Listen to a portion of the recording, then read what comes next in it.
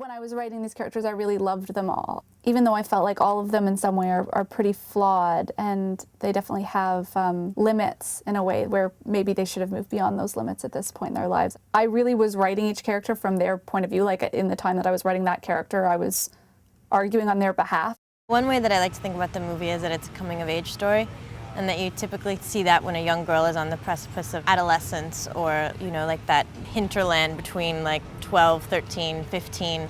And I've seen that before in film, and I'd always kind of wanted to play that sort of period, but felt like I never really got to.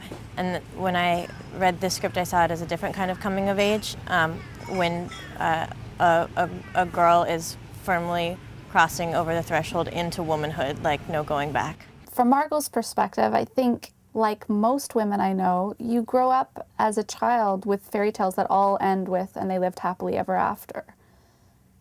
And it never really gets disabused in any like important way until you live your own life. And I think that consistently we get completely perplexed and like confounded by the fact that happily ever after also contains like all kinds of messes, and that's just a function of two people being together, that like it's not simple. Like you might be kind of happy, but you'll also probably be kind of sad or angry, or you know, there's so many things that happen in a relationship, but nothing in life really prepares us for that. And I also think that we live in a culture where we feel like if there's something missing, that means there's something wrong, and it can be fixed, and it should be fixed, and it's a failure to not fix it. I think that Lou makes her feel contained. I think that Lou makes her feel cozy, safe, secure, but a little asleep, a little drowsy.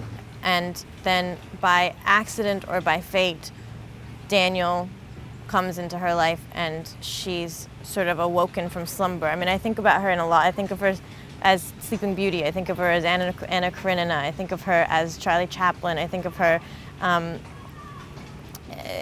a lot of different, there's a lot of things that sort of feed in, and in really subtle ways, but and that he wakes her up to what she might be missing. She feels so intensely when she's around him, and that maybe that feeling will last, and that feeling will grow, and that feeling will turn into something more. You just get this sense of like being larger than you are when you're in love.